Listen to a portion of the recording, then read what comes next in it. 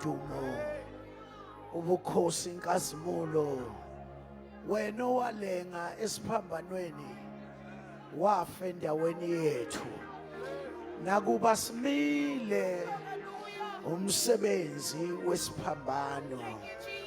Thank you for the blood that was shed for us.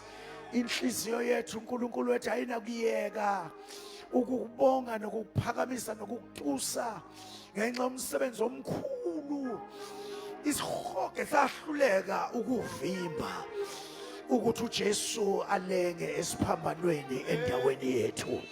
We give you glory, Lord, ukuthi awuphelelanga ke kulokho kufa esiphambanweni waya ethuneni waqabula ukufa wethuna. Baba wethu onamandla wonke wavuka kwabafileyo wawusuthi ngiphiwa amandla onke ezulwini nasemhlabeni. Baba wethu onamandla wonke sikunika lonke udumo njengoNkulunkulu ophilayo. Lothathe lokufanele sibusise sikule ndawo. Sibusise Nkosi ngokuthi intando yakho yenziwe. In Jesus' name, amen. Amen. Ake shaye ihlombe kakhulu. Jesus, and give glory to God. Come on, Peter Marisbe. Hallelujah. Give glory to the King of Kings. Hallelujah. And the Lord of Lords. No corner.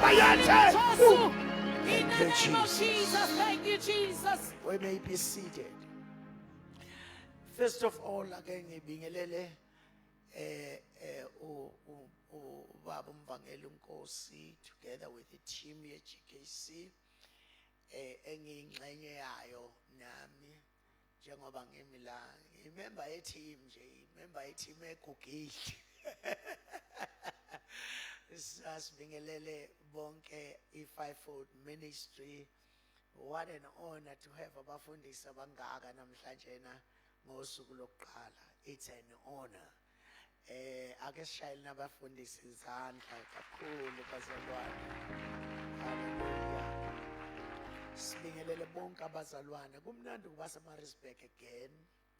Kumnandi ukubuya ube seMaritzburg futhi. Siyabonga kakhulu. Sivula incwadi ka-Exodus chapter number 12. Hallelujah. Bless the Lord. Obaba umama ababishopi sinibingelele nonke bazalwane. Sifunda kanjena ke kusukela kuverse number 1 uJehova wayesekhuluma kuMose nakuAaroni ezweni laseGibhithe ethi lenyanga iyakuba kini inhloko ezinyanga ibe yinyanga yokuqala eminyakeni kini khulumani kuyo inhlangano yonke yakwaIsrayeli nithi ngolweshumi lwalenyanga yilowo nalowo makazithathele iwundlu ngokwezindlu zawoyise kube yiwundlu ngendlu uma abomuzi bengalaneli iwundlu wolithatha nomakhelwane wakho oseduze nomuzi wakho njengenani labantu kulelo nalelo wundlu anobala inani elithile njengokudla kwalowo nalowo muntu. Kusho ukuthi kwakufanele ucheck ukuthi udla kanjani. Iwundlu malingabe nasici libe ngeleduna libe nonyaka munye nilithathe ezimvwini not ezimbuzini. It's a straight instruction. uNkulunkulu akayifuni imbuzi. Okay. Sengisho la angisho ukuthi sengisho la uNkulunkulu engathi imbuzi akayithanda kulomsebenzi. Angathathwa ezimbuzini. Niyakuligcina kuze kube sosukwini lwe-14 lwaleyo nyanga ibandla lonke lenhlangano yakwa-Israyeli liyakulihlaba ngakusihlwa. Baza kuthabatha igazi balibhece ezinsikeni zombili zomnyango nasekhothameni lomnyango ezindlini abaya kulidlela kuzo. Baza kuyidla inyama ngalobo busuku yosiwe ngomlilo, baya kuyidla kanye nesinkwa esingenamvubelo nemifino ebabayo.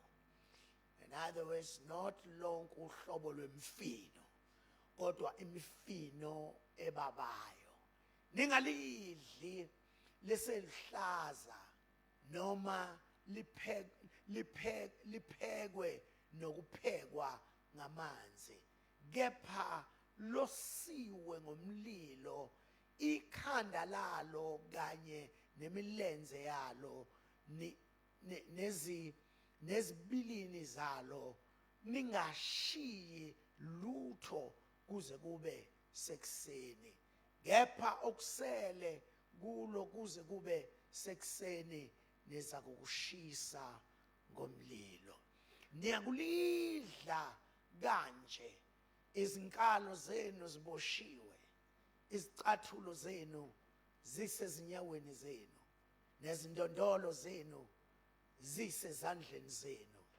Niyakulidla ngokushesha, kuyiphasika likaJehova.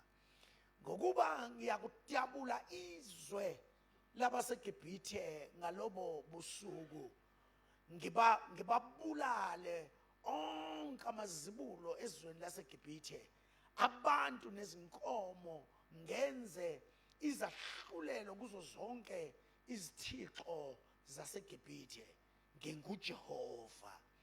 Igazi liyakuba luphawu lwenu ezindlini lapho nikhona, nanxa ngibona igazi ngiyakudlula kini. Ningehlelwa isifo sokunibhubhisa lapho ngibulala izwe laseGibhithe. Lolo suku luyakuba isikhumbuzo kini, nilugcine lube ngumkhosi kaJehova anolugcina izizukulwane ngezizukulwane ngokomthetho waphakade. Lapho ngibona igazi ngiyakudlula. La sifunda khona bazalwane, sifunda encwadini ka-Exodus. Incwadi ka-Exodus nesiZulu leli gama Exodus lisho in English lisho the departure, ufuduko. That is why ngeSixhosa kuthiwa incwadi yemfuduko, ngenxa yokuthi the word Exodus isho the departure. Kwakuwuphumo olungasophinde luphindwe kabili. Uphumo lwabantwana bakaNkulunkulu bephuma eGibhithe beya eKhenani. Ngizongathi izoshumayela njalo.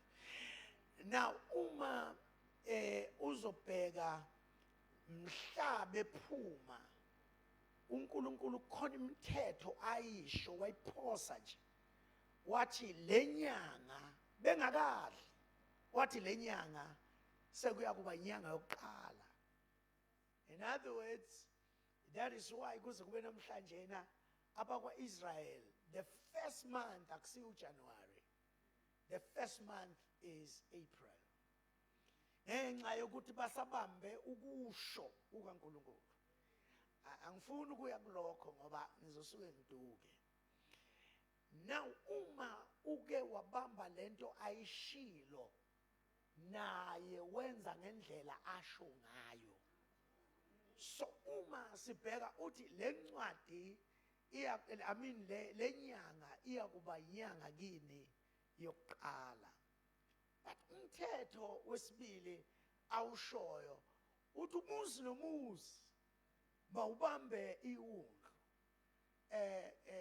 Iwundlu ke ilokhuza yimvu esencane yesilisa ilembu. Uthi mayikhuluma ngayo uthi anolithatha nilikhiphe phakathi kwezimvu bese nilibeka for 14 days. For 14 days.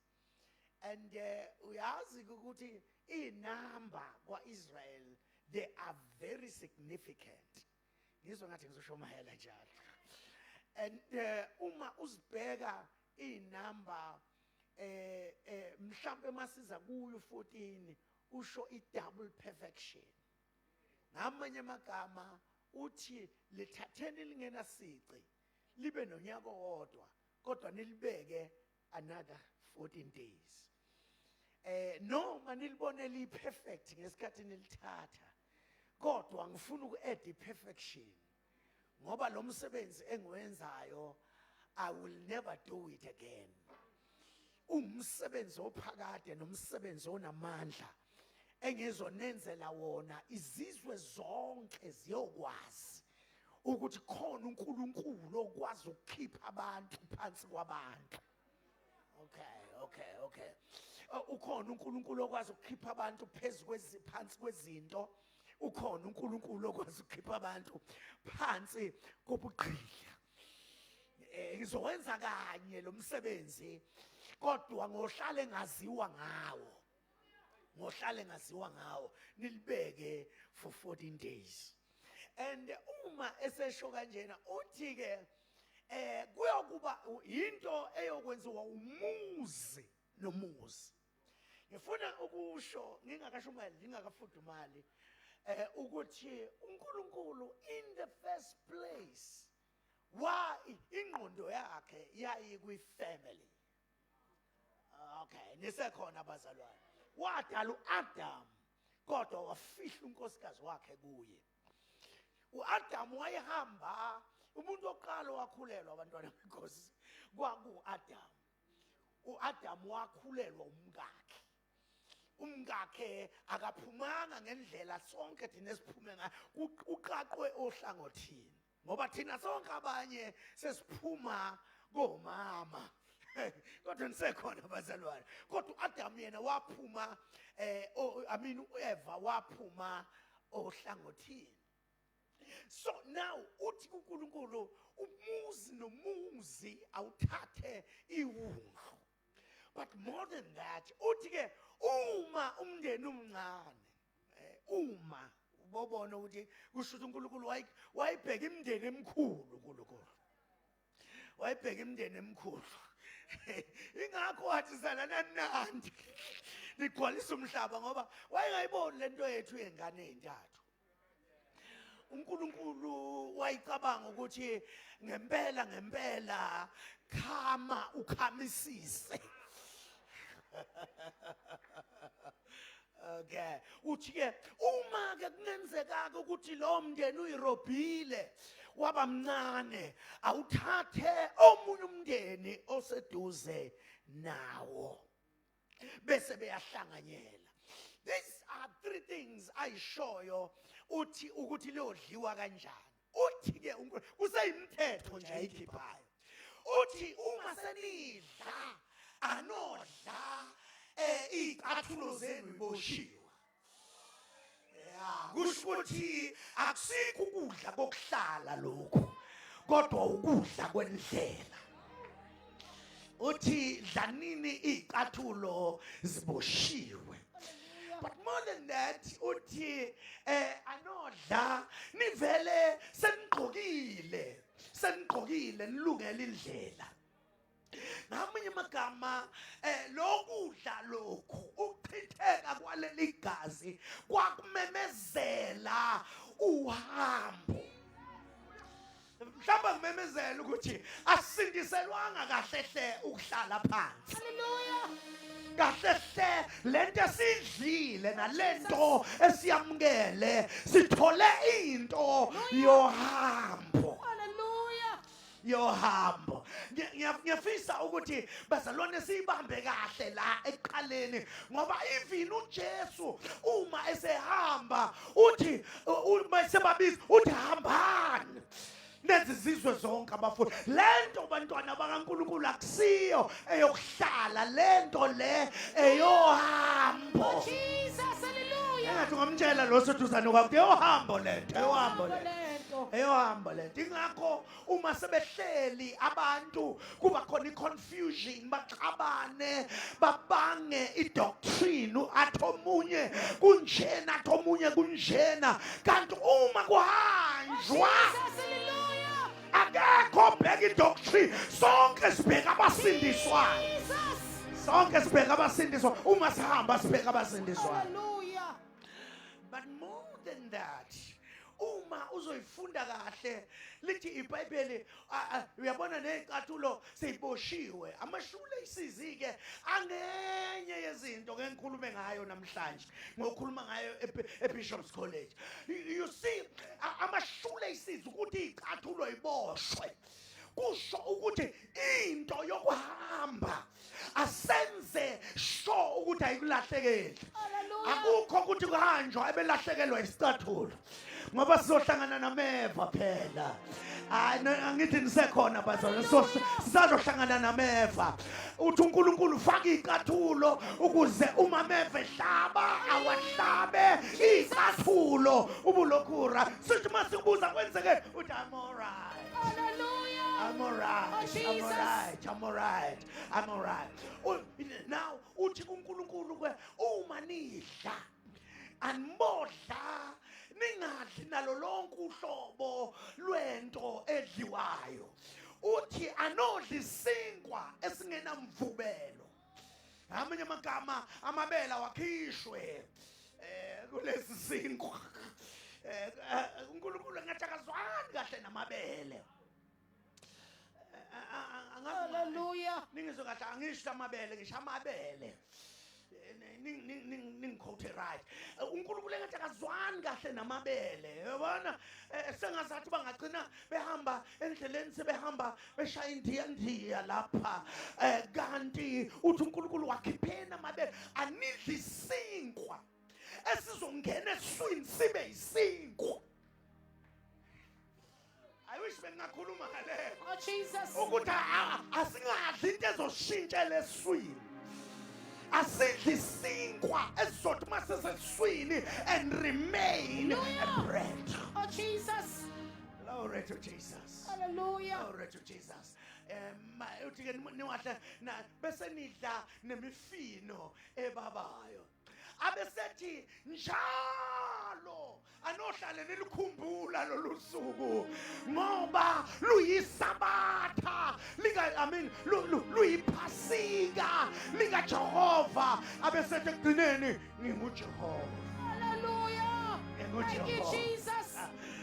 Kuthi angivele ngivale manje ngoba mayike wathi nginguJehova usuke esho ukuthi ngingu-El Shaddai.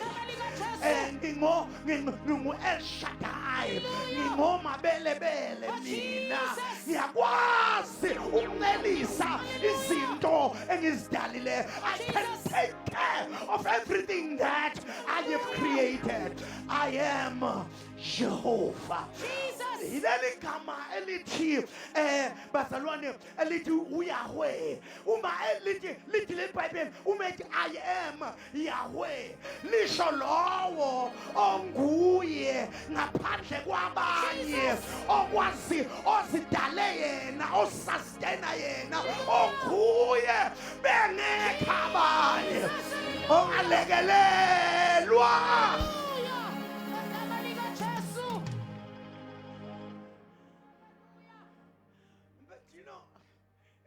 To close, very powerful. Ngiyavula nje bazalwane ngiyavula kusasa ngobuya nenye into enzima kabi.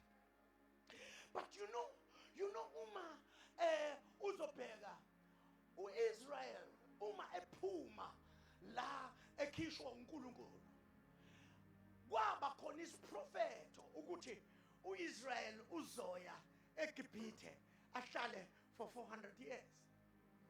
But more than that prophecy, uIsrael akahanjiswanga iprophecy, wahanjiswa indlala. Okay. So babecabanga ukuthi bona balandela ukudla kanti babengazi ukuthi ukufezeka kweprofecy. Kodwa nisekhona abazalwane. Hallelujah. Ngizwe sengathi ngizoshumayela lento lena, ngizoyishumayela ngiyavala futhi khona manje.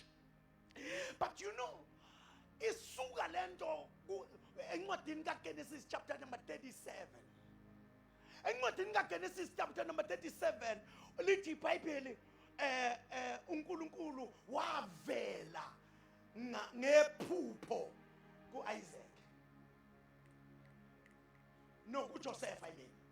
What mayivela kuJosepha lithi iBhayibheli uJoseph wathi uyabheka kuleli phupho wabona yena kanye nabafowabo bephethe ithungo.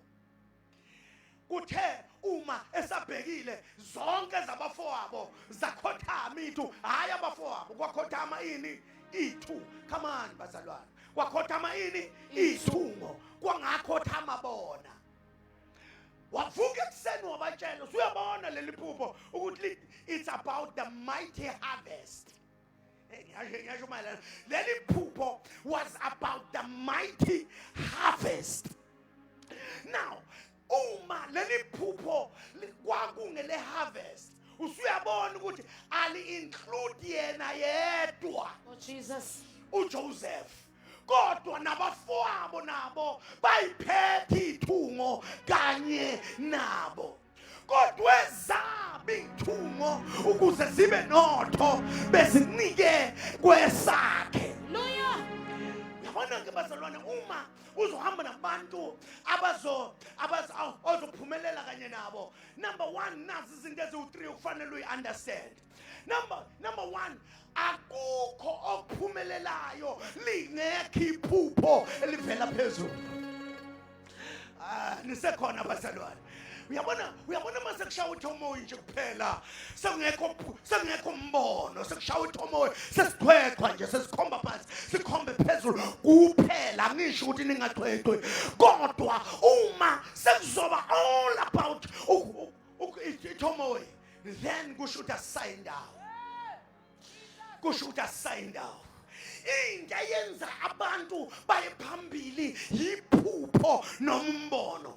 That is why uma sekhuluma uSolomon uthi where there is no vision people perish. Hallelujah. Babhubha abantu. Yini indaba kuthiwa umbono ungekho abantu babhubha? Ingenxa ukuthi umbono ubekwa kumuntu kodwa umbono ungowabantu. Sekhona bazalwane, ngiyazizwa ukuthi ngiyishumayela lento, ngishumayela engathi ngise-conference-ini kanti ngisemvuselelweni. Oh Jesus. Umbono noma unganikezwa wona akusiwo owakho, umbono ngowabantu. Oh Jesus. Umbono uma ungeke ukwazi ukusiza abantu, ibhizinisi lomuntu othile. Kodwa umbono kufanele usize abantu. Enye izinto kufanele uhlole ukuthi you are still in the will of God. Kufanele ubone isabasiza yini abantu.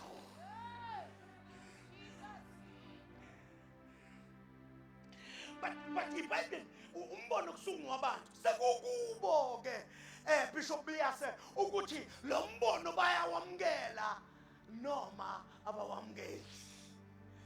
But in this case, yalaba lithi iBhayibheli bamplanela, bafuna ukumbulala, bafuna ukumfaka ejele, emgodini, kanti abazi ukuthi bafaka isivuno sabo.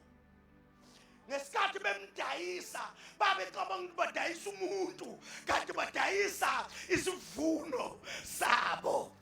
Ngesikhathi ethengwa ngamaMidiyane eya eGibhithe, sonke isivuno sasila kuye. That is why mayingena endlini kaPotifaro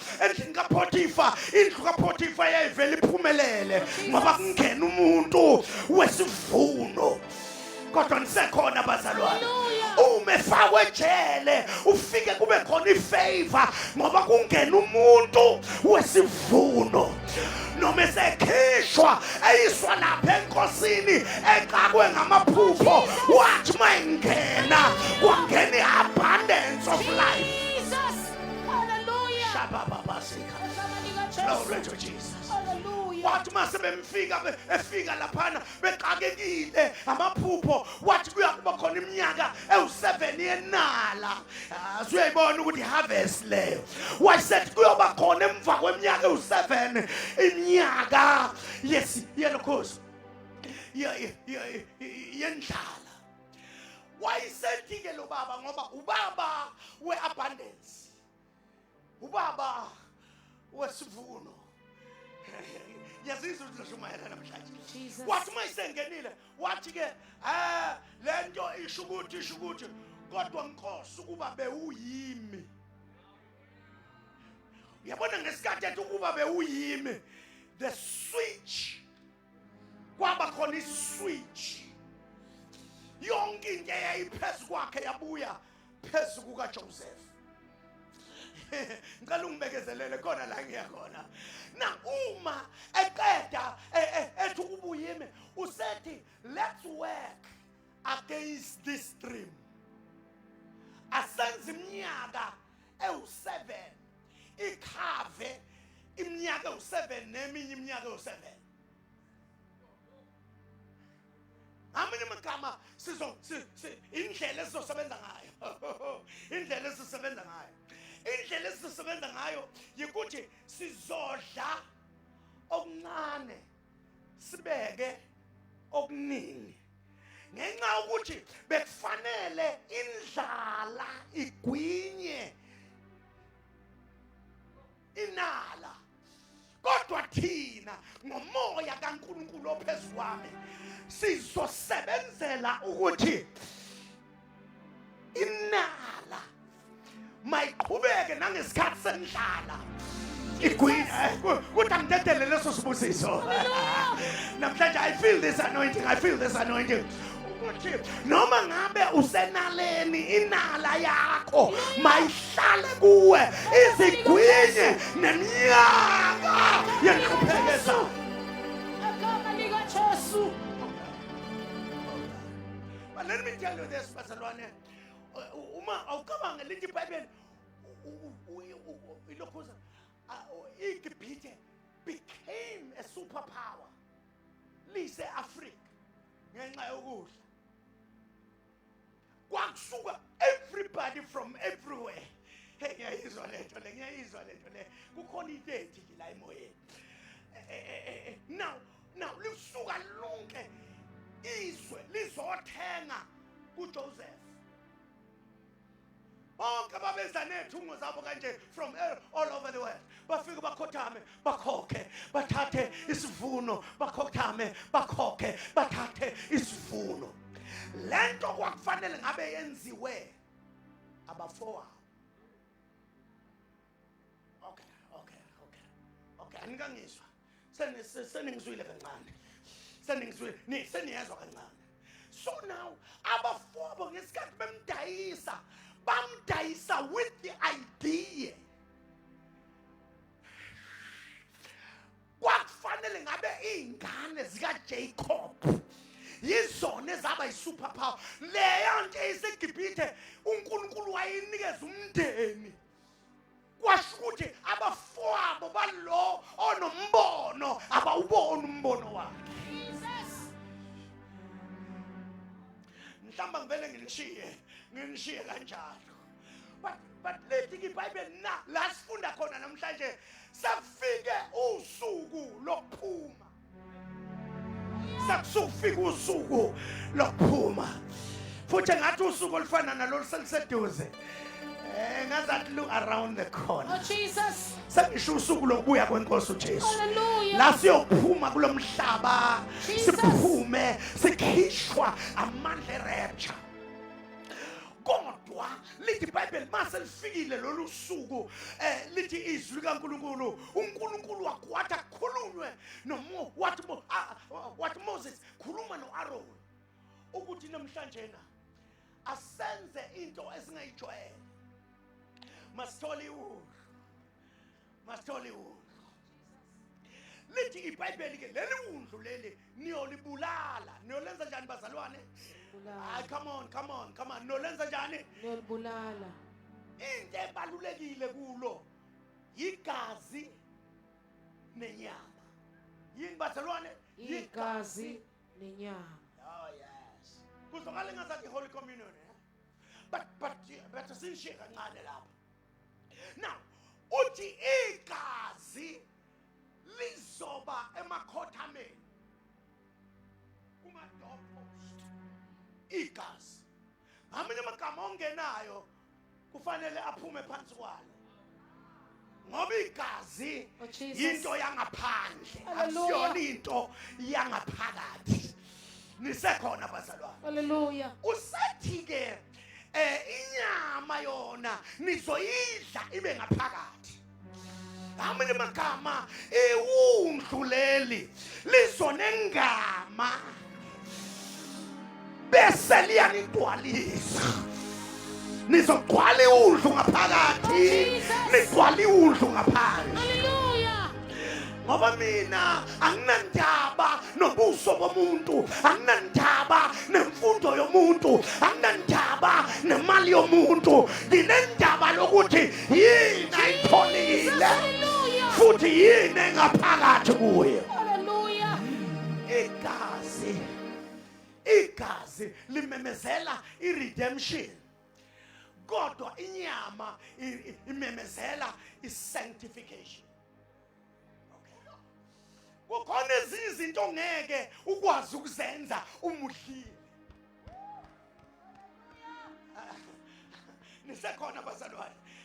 Futhi kusazoshunyayelwa kule ndawo, kusazoshunyayelwa bazalwane, kuvuka umuntu ongene efa. Egama likaJesu. Avuke. Ngoba la sizodemonstrate amandla kaNkulunkulu like never before. Hallelujah. So now igazi elangaphandle kodwa inyama neyangaphakathi. Now igazi bazalwane yilona elalizokwenza ukuthi uma kufika izinto eziyingozi zithi masibheka zithola igazi zingabe sangena. Hallelujah. Ngoba igazi bazalwane is so powerful. It's not only powerful ekususeni izono, kodwa it is powerful also ukuthi noma ngabe uthunyelwe utikoloshe umebona igazi uyazideka. Anisekhona bazalwane, kukhona izinto okudala ngabe usathane waqeda ngawe, kodwa ngenxa ukuthi manje uyavela kabona igazi. In the name of Jesus. When I see the blood, Hallelujah. Thank you, Jesus. Hallelujah. igazi bazalwane line message eyodwa kuzo zonke izinto eziza kuwe. Sithi ziza igazi lithi pass. Egama likaJesu. Pass, dlula. Kuqhamuka isifo, igazi lithi pass. Kuqhamuke abakusondayo, igazi lithi dlula. Kuqhamuke noma ngabe yini ezolimaza impilo yakho, igazi lokhu liyamemeza. Jesus. Egama likaJesu. Hallelujah. Thank you, Jesus.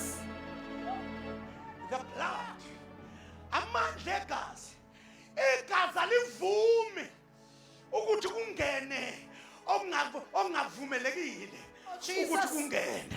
Hallelujah. Igazi kwathi ngishumele ngegazi madoda namhlanje. Jesus. Igazi alivumi ukuthi kube khona izinto ezongena kwakho zingene kuwe zingavumelekile. Namhlanje na sizomemeza sithi ngegazi likaJesu, what is not permissible in my life must pass. Dlula, Satan dlula, madimoni dlulana, zithaza ethu dlulana. In the name of Jesus. Because the Hallelujah. message of the blood is yona dlula. Thank you, Jesus. Thank you, Jesus. Noma ngabe uFaro wayefuna ukubabulala ngenxa yamadodana abo ababulala bayithi kwebe basondela athi dlula. But enye into that is so significant bafundisi bami yikuthi ekseni after igazi selisebenzile asibangabiki isidingo sokuyocela kuFaro ukuthi sicela ukuhamba njengoba kade becela.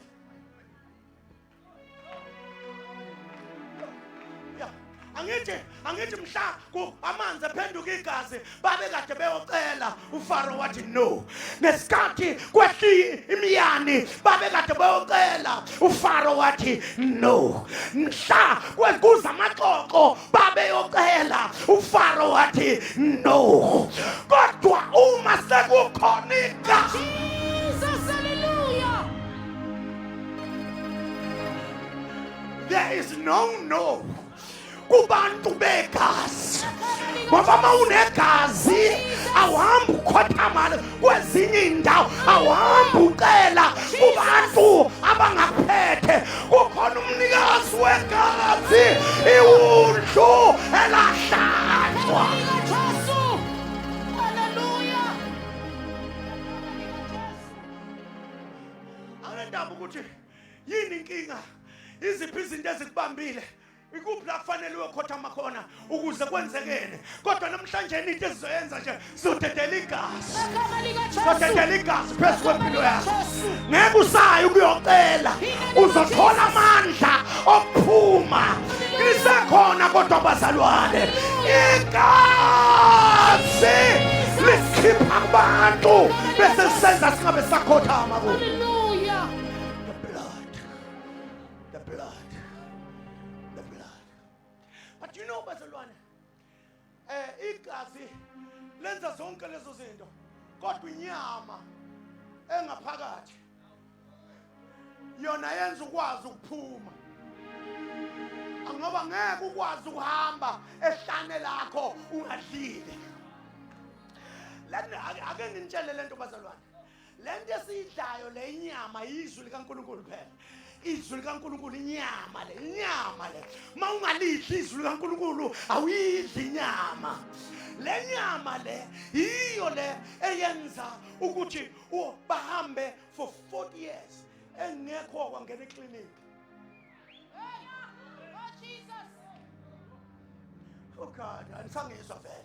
Akekho kwangena eclinic kwathiwa awusongena eclinic. Akekho owakwangena ka-H&M eyothenga impahla. Ngoba impahla zayikhula kanye nawo. Angikaze ngisibone isicathulo esihlala onyaweni, because le nyama le yakha i-durability. Abanye abantu bajwayele ukungibuza ukuthi yini egcine kangaka. Basalone ngaqala ukushumayela ngo-1990 until today ngisashumayela yona lento. You see, abanye bangibuza yini egcine kangaka. Hayi, ngidlizwe. Izwi brings about the durability. Kufika izinto idlule, kuzulwandle luhlukane phakathi ngenxa yezinto oyidlile. Kuvuka inyoka zikuluma ungafi ngenxa yezinto oyidlile. Uhambe phakathi kwabantu udlidla. Jesus, hallelujah. The word. Lakwazi ukuthi ingakho bonke abaphambuka kulento abayidlile bafele ehlane. uNkulunkulu mayethi phumani eGibhithe niye eKhenani, usuke engashongo ukuthi nofela ehlane. uNkulunkulu akamkhiphi umuntu engeke amfake. Angiphinde futhi. Uyabona kuyoba imistake ukuthi kanti ukhishiwe wawusufele ehlane, ngoba kobe kusho ukuthi khona inkinga ekhona. Mhlawumbe ngiprove lento lena engiyishoyo sengivayo. Uyabona lithi iBhayibheli bahamba noMoses, lithi iBhayibheli baqala ukukhonona. baqala ukwenzani bazalwane? Ubuyigada lento yokukhuluma ngomholi, ukhuluma emva kwezindlu. Oh, kodwa ngisekhona bazalwane.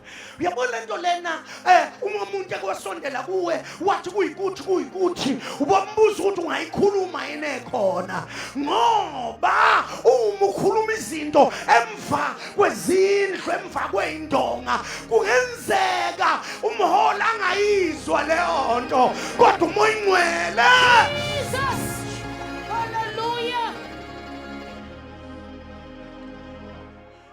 ngama ngisho nje kabuhlungu kuyoba yisho elishwabene ukuthi ulapha kanti sekwakunqunywa ngawe, wakhuluma ngabantu ongakhulunywa ngabo. Awusezongena wena eKhenani, usuyinto endlela nje, kulinda usuku oyowa ngalo. Jesus Christ. Lithi iBhayibheli ke labo babedlile abaphuma abangangenanga kukhulunywa kukhonono, abangangenanga kuzo zonke izinto kwakhiwa ithole legolide, abangangenanga kuzo zonke le, abahamba ngezwi babe u2, uJoshua noCaleb, wonke u3 million wasala ehlane. And lento ibuhlungu kimi ukuthi amabandla agcwele kodwa bangaka bayosala ehlane.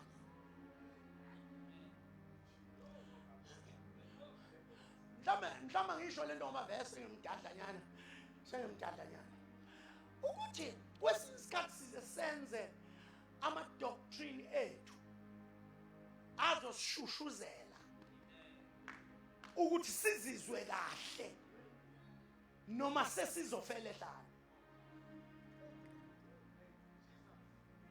Kube khona ama-doctrine ozwayo ukuthi amelene nalokhu uNkulunkulu akukhulumayo.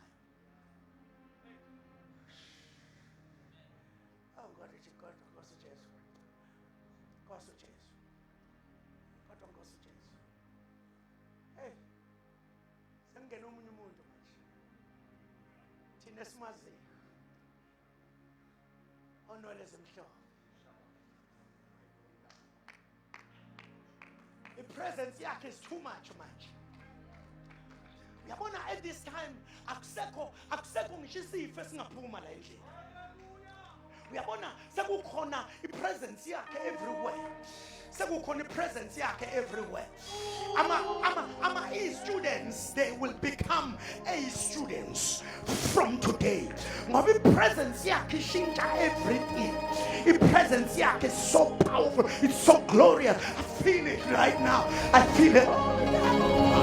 Feel it right now. Uyezwakala omdala wezinsuku ukhona uphakathi kwethu, usekhona iphaya bakhoya laba.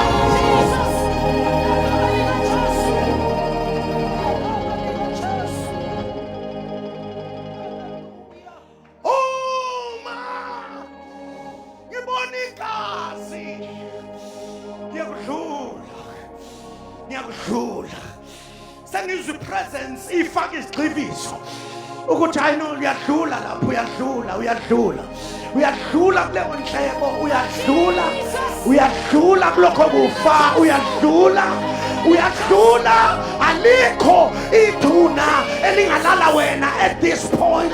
Uyadlula, you're passing ngenxa yegazi. Uma ngibona igazi ushapapaya thanda, uma ngibona igazi ngiyakwedlula, ngibona izinto idlula empilweni yakho, ngibona izinto idlula ngenxa yegazi likaJesu, igazi lalowo owalenga elaphuma elingasoze naphela amandla igazi likaJesu. When I see the blood, Thank you, Jesus. when I see the blood, Hallelujah. when I see the blood,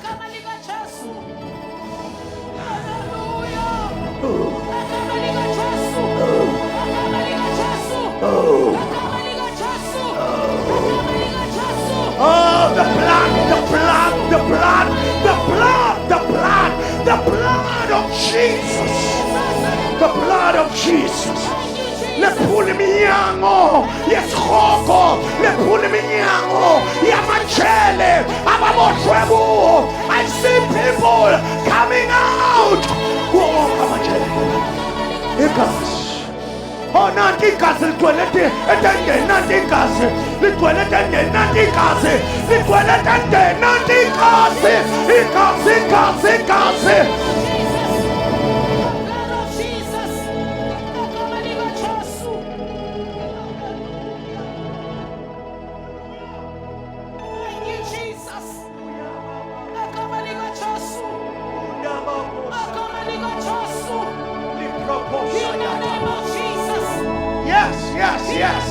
Amaketanga ngabuka kukhona izinto ezikuyekayo ngenxa egazini likaJesu. Kukhona izinto ezamenyezelwa phezu komndeni wakho kwathiwa ngeke phinde zisuswe, kodwa ngibona ungena egazini. When I see the blood, when I see the blood, lalelani bazalwana, yikho into eningi edingekalayo igazi likaJesu all over our lives, and the blood and izwi likaNkulunkulu, inyama yakhe.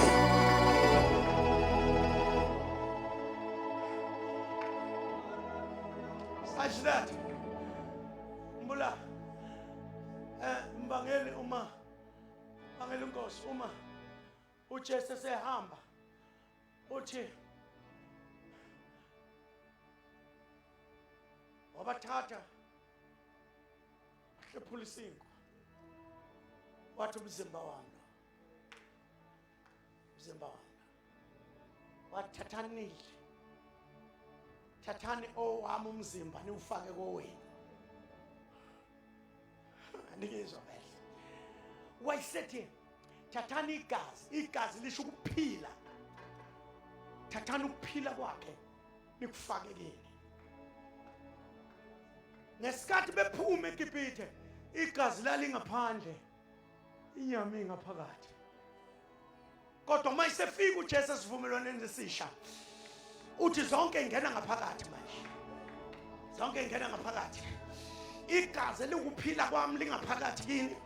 Inyama yami engamandla ami ingaphakathi kini. Ngamanye amagama uphila namandla akhe sekuphezulu, sekuphakathi kithi. Noma ngihamba, that is why iBhayibheli lithi in him we live, we move, and we have our being. Ngamanye amagama uma lithi in him we are resurrected. Uma engena lezi zinto kithi, the resurrection power iba phezu kwempilo yethu. Asahambi ngawethu amandla, asisanqobi ngawethu amandla, asisashumeli ngawethu amandla. Amandla akhe nokuphila kwakhe kungaphakathi kwethu. Thank you, Jesus. It's in the inside of me. When I see the blood,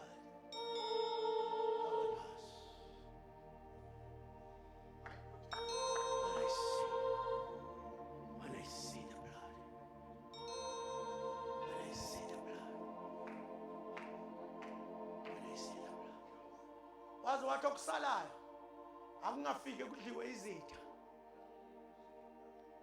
makhona ukusaleni nikushisa,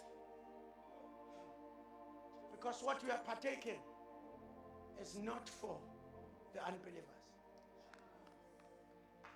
Enye izinto esenza sihluke ukuthi sidlile thina bona abadlanga. Enye izinto esenza sihluke ezweni, niyazi ukuthi ngokwamanje sesiyalwa silwela ukuthatha ibandla silenze lifane nezwe. Akuyona nje sekukhona sekuxoxwa abanye phakathi kwethu abafuna siboshelwe ejokeni linye nabakholwayo. Let me tell you this.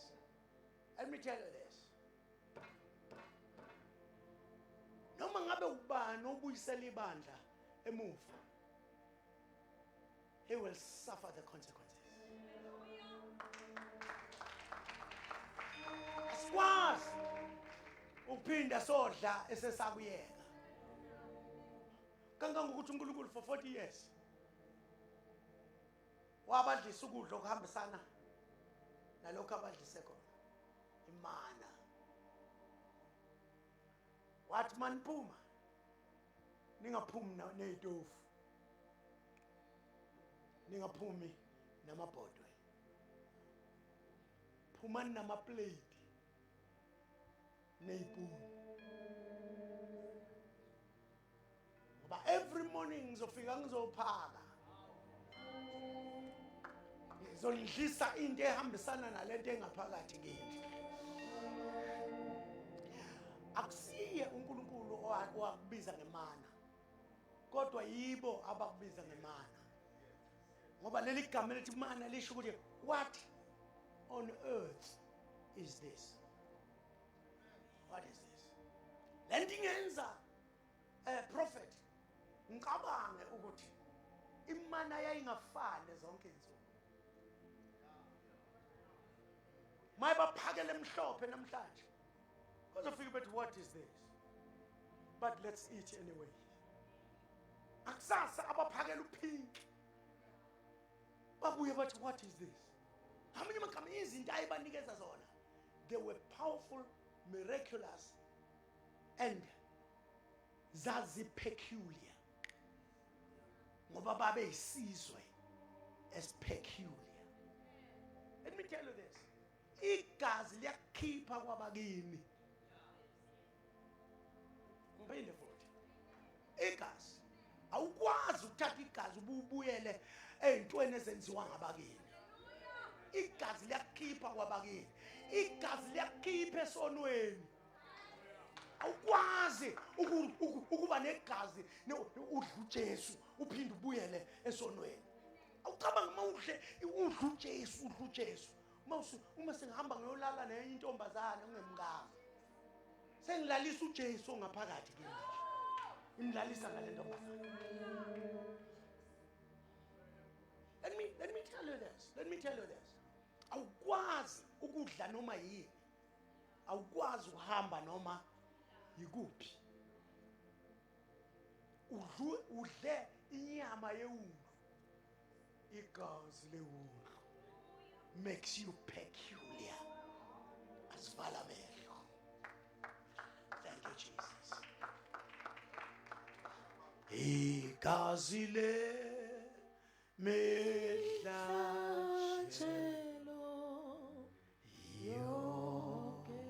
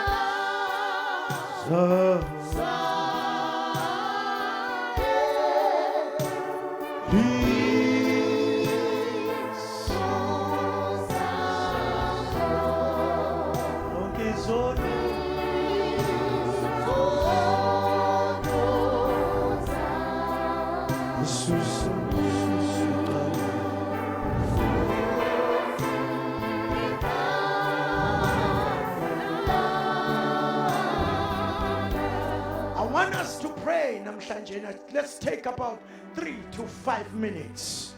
I want us to pray. I want us to namhlanje na, let's split the blood in our lives. Let's split the blood. Namhlanje na ngifuna standards. We are so dangerous because of the blood. We are so protected because of the blood. We are so powerful because of the blood. Awuvula umlomo wakho thandaza. Mokhopo ya thandaza. Jesus. Egama lika Jesus. The blood of Jesus. The blood of Jesus. The blood of Jesus. The blood of Jesus. The blood of Jesus. The blood of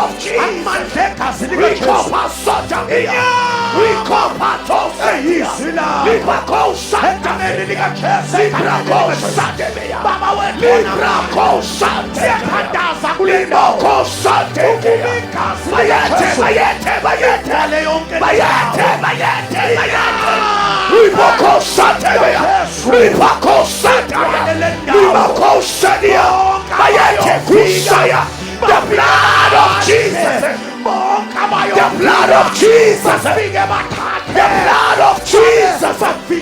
The blood of Jesus. The blood of Jesus. The blood of Jesus. The blood of Jesus. We call Shateliaba. We call the angels of heaven. The angels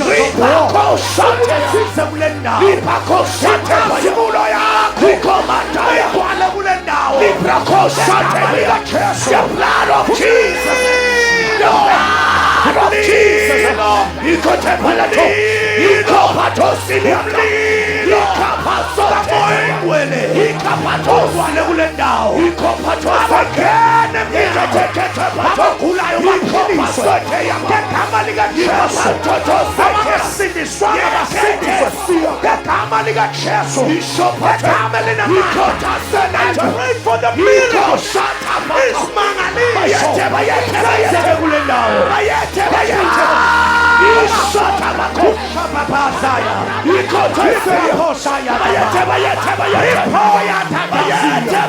Jesus. The blood of Jesus. The blood of Jesus. Come on. Open your mouth. Something is happening right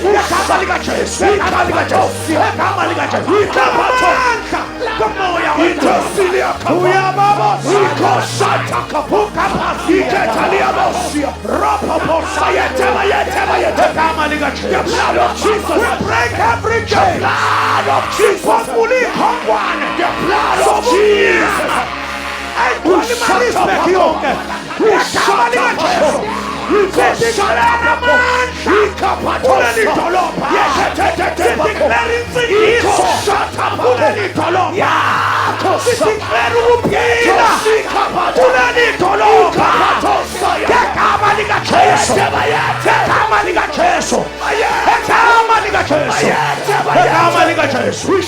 We give you glory.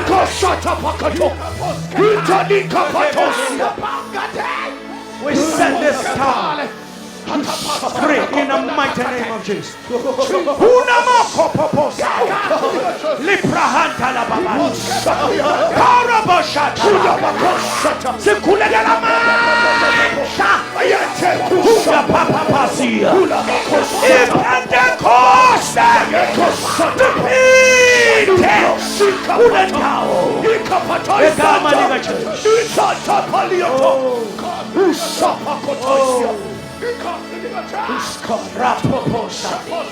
Come on, Shaizanta Kakulu. Ubisi Kamaliga Jesu. Jesus, come on, come on, Jesus, Jesus, Jesus, come on, Jesus, Jesus, come on, Jesus, Jesus, Jesus, Jesus, Jesus. Hallelujah. Jesus. I know khona abeze kule ndawo bengenathemba ababoni ukuthi basuka phi futhi ababoni bayapi namhlanje na sifuna uthathe nali igazi phezulu kwempilo yakho mawukhona uthi namhlanje na I need Jesus. I need the blood of Jesus. Phamisa isandla sakho la ukhona Sithandaza kanye nawe. God bless you. God bless you, my brother. God bless you. God bless you. God bless you, my sister. God bless you. God bless you. Khona inabanye phamisa kakhulu. God bless you. God bless you. God bless you bantu baba. Ngiyasibona lezo zandla. Ngiyasibona lezo zandla. God bless you. God bless you. Ngicela nini niphakamise izandla zenu. Nisuke lapha nikhona nize la ngaphambili so that I meet you personally. And kunalokho uJesu ahlangane kanye nani. Ukuba bengenzeka bengeza kini kodwa ngicela kuze nina ngoba nibaningi. Please come, please come, please come, please come, please come, please come, please come. Nangu Jesu, nangu Jesu, nangu Jesu, nangu Jesu. Nanti igazi lika Jesu, nanti igazi lika Jesu elisusa izono zethu. Nanti igazi lika Jesu elikwazi ukuprotecta. Uma ngibona igazi yakwedlula. Thank you Jesus. Thank you Jesus. Ngicela niphakamise izandla zenu zombili. Both of your hands. Nisho lamazwi. Nithi Nkosi uJesu. Namhlanje ebusuku ngeza kuwe. Ngilizwile izwi lakho ukuthi wena Nkosi uma ubona igazi uyadlula. Nami ngiza kuwe. Ngiyakholwa ngenhliziyo yami ukuthi uJesu inkosi. Ngomlomo wami ngiyamvuma uJesu ukuthi uyinkosi. Sukela namhlanje zomkhonza ngimlandele phila kwami konke. Amen. Bishop Bias, can you come and pray? Thank you Jesus.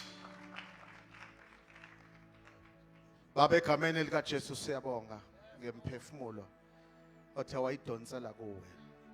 Usho njalo uJesu uthi akekho ngeza kubaba uma ubaba engamdonsele kuye.